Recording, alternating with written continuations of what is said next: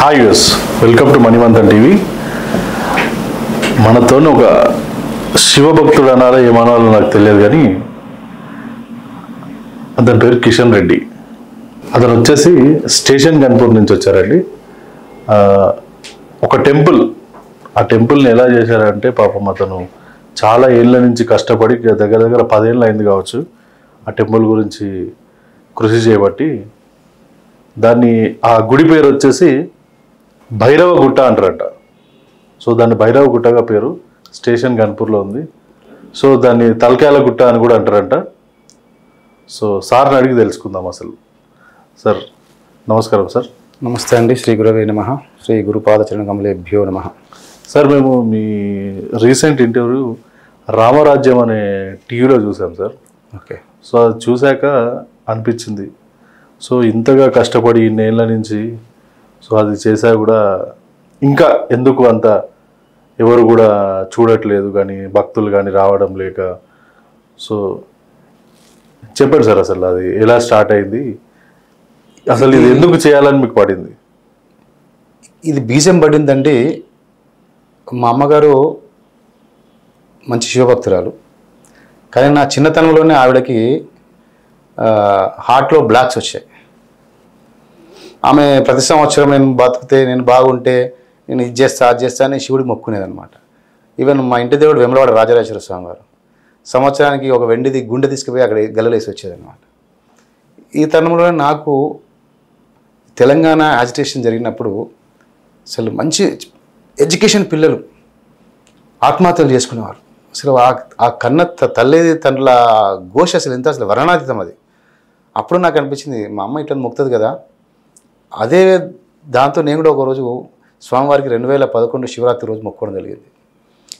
తండ్రి, ఈ యొక్క విద్యార్థుల ఆత్మ బలిదానాలు ఆగాలి, తెలంగాణ రాష్ట్రం సిద్ధించిన వెంటనే నాకు తోచినంతలో శివాలయం కట్టిస్తానని మొక్కున్నాను అనమాట. ఆ దేవుడి దయ వల్ల ఎన్నో ఆటపోట తర్వాత తెలంగాణ రాష్ట్రం వచ్చింది 2014 ఫిబ్రవరిలో. అదే ఫిబ్రవరిలో శివరాత్రి కూడా వచ్చింది, అదే నెలలో. ఓకే.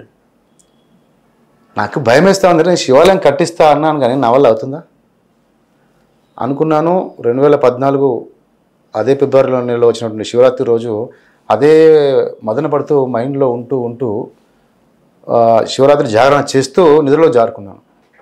అప్పుడే ఆ మహాదేవుడు ఒకేసారి నా చెంప మీద చల్లమని ఇట్లా అనిపించిన సౌండ్ వచ్చింది. నీవు పుట్టిన గ్రామంలో భైరవగుట్ట ఉంది, అక్కడే నా దేవాలయం నిర్మించమని చెప్పినాడు అనమాట. ఆ తదనంతర కాలంలో 2-3 సార్లు వెళ్ళడం జరిగింది. ఆడికి వెళ్తేనే నా ఇంటికి రోమలు లేసేవన్నమాట. 2-3 సార్లు వెళ్ళాను, ఏం కనబడలేదు. తర్వాత హనుమాన్ జయంతి తెల్లారి ఒకసారి వెళ్ళాను, ఏకాదశి రోజు. నిమ్మళ్ళు తోడుతున్నాయండి అక్కడ. ఏం తోడుతున్నాయని చెప్పి జస్ట్ కొద్ది చూడగానే ఒక చిన్న శివలింగం, తల్లికి శివలింగం వెళ్ళింది, చాలా పూర్వకాలం ఉంది. ఆ శివలింగాన్నే పూజించి ప్రతిష్టాపన చేసి అన్నదాన కార్యక్రమాలు కూడా చేయడం జరిగింది. అప్పటి నుంచి సవ్యంగానే జరుగుతుంది. ఆ దేవుడి దయ వల్ల తెలంగాణ రాష్ట్రం కూడా దినదిన అభివృద్ధి చెందింది. పాడి పంటలతో, మంచి వర్షాలతో చల్లగా ఉంచింది. కానీ తదనంతర కాలంలో కొన్ని కారణాల దృష్ట్యా కొందరు అక్కడికి వచ్చి గొడవ చేయడం వల్ల ఆ శివలింగాన్ని ఎత్తుకుపోయి ఆ శివలింగం కనబడకుండా చేశారనమాట. ఆ తదనంతర కాలంలో మళ్ళీ మనం కాశీకి వెళ్ళి, అసలు ఈ భైరవ గుట్టనే ఒక శివలింగంగా ఉంటుంది. మీకు విజువల్ చూపిస్తాను. ఈ గుట్టనే ఒక శివలింగం అని మొదలుపడుతుంటే మళ్ళీ స్వామివారి దయ వల్ల మళ్ళీ కాశీ నుంచి మళ్ళీ ఒక శివలింగం తెచ్చి ప్రతిష్టాపన గావించుకొని ఈరోజు భక్తుల కొడుకులు చాలా తీరుతున్నాయి. ఒక పత్తేపూర్ గ్రామం నుంచి 2019లో మీకు చెప్తాను, ఒక శివభక్తుడు వచ్చి వాళ్ళ అక్కకి మ్యారేజ్ కావట్లేదు, ఆమె కొద్దిగా మెంటల్లీ ప్రాబ్లం అన్నాడు. ఇక్కడికి వచ్చిన ఒక 15 రోజులకే నాకు స్వామి మా అక్కకి పెళ్లి సెట్ అయిందని ఫోన్ చేసినాడు. ఇక్కడికి వచ్చే భక్తులు తక్కువ, కానీ వాళ్ళ ఎక్స్పీరియన్స్ చాలా గొప్పగా ఉన్నాయి.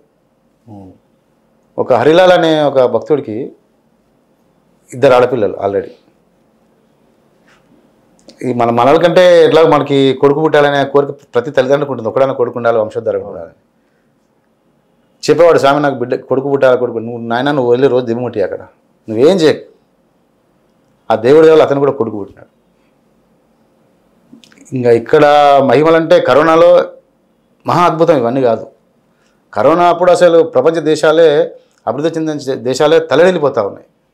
మన భారతదేశం ఎంత, ఆ దేశాలు అభివృద్ధి చెందిన దేశాలే అన్నారు భారతదేశంలో నిరక్షరాస్యత ఎక్కువ, వాళ్ళు అసలు సగం భారతదేశం ఉంటుందా పోతుందని వాళ్ళే డౌట్లు వ్యక్తం చేసినారు. అప్పుడు మార్చ్లో నేను బెంగళూరు వెళ్తే కూడా అసలు పరిస్థితి దీనంగా ఉంది. ఒక బస్సు ఎక్కితే బస్సు నేను ఒక్కనే ఉన్నాను, రోడ్డు మొత్తం ఖాళీ ఉన్నాయి. ఆ తదుపరి 2020 మార్చి 23 నాడు సోమవారం నాకు అదే సంకల్పం వచ్చింది. దీని నుంచి ఈ భారతదేశాన్ని, నా ప్రజలను కాపాడుతాండ్రి అని ఒక సంకల్పం తీసుకున్నాను. ఆ సంకల్పం ఏంటంటే శివమహిమ స్తోత్రం 2500 సంవత్సరాల క్రితం శివభక్తుడైనటువంటి పుష్పదంతాచార్యుడు వారు రచించినది. ఇందులో ఒక శ్లోకాన్నే స్వామి వివేకానంద స్వామి వారు చికాగోలో జరిగినటువంటి సర్వధర్మ సమ్మేళనంలో పునరుద్ఘాటించారు. అందులో మరొక శ్లోకమే హరిస్తే సాహస్రం కమల బలిమాధాయ పదయోర్ యదేకోనే తస్మిన్ నిజముదహరన్ నేత్రకమలం గతో భక్త్యుద్రేకా పరిణతి మసౌ చక్రవపుషాం త్రయానాం రక్షాయై త్రిపురహర జాగర్తి జగతాం. ఈ శ్లోకం చాలా గొప్ప శ్లోకం.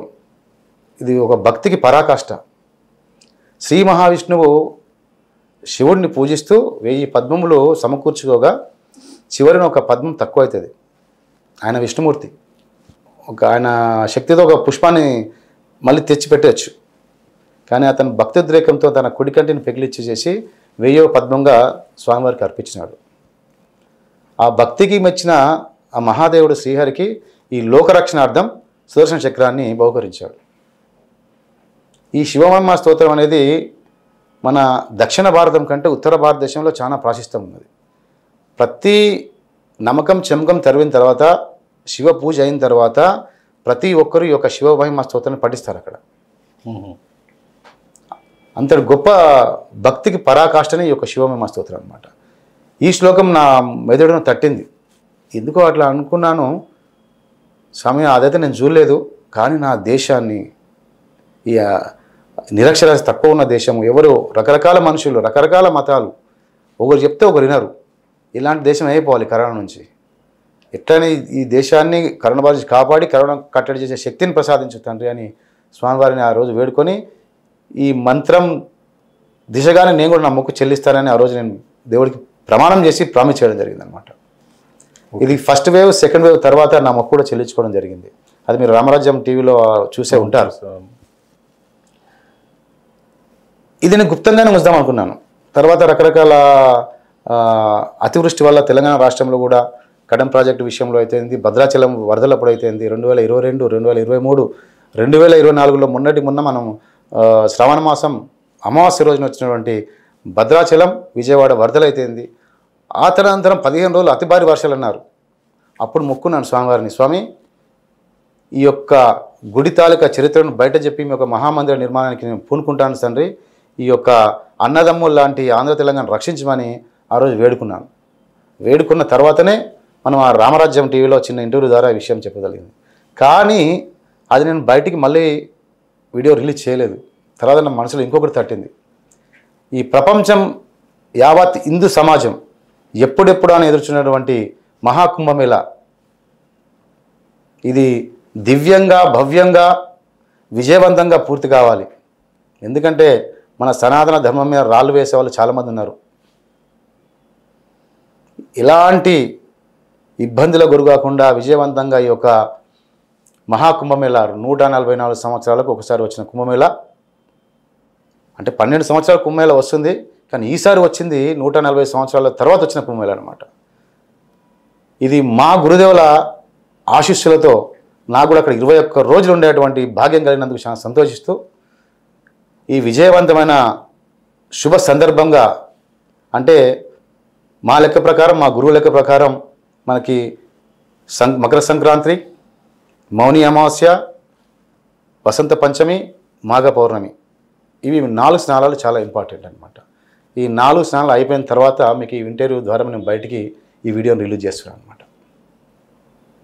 ఇక ఈ స్వామివారి లీలలైతేమి, భైరవగుట్ట యొక్క శక్తి ఎంతుందో వీటిని బట్టే సమస్త భగవద్భక్తులందరూ అర్థం చేసుకుంటారని, అర్థం చేసుకోవాలని, ఆ మహాదేవుని భవ్య మందిర నిర్మాణంలో ప్రతి ఒక్కరూ పాలు పంచుకొని ఆయుర ఆరోగ్యాలతో అష్టైశ్వర్యాలతో జీవనం సాగించాలని మనస్ఫూర్తిగా పార్వతీ పరమేశ్వరులను వేడుకుంటున్నాను. ఓం శ్రీ బాలాంబికేశ వైద్యే చ భవరోగ హరేతి చ జపే నామత్రయం నిత్యం మహారోగ నివారణం. ఓం శ్రీ బాలాంబికా మాత సమేత శ్రీ వైద్యనాథేశ్వర స్వామిని నమో నమః.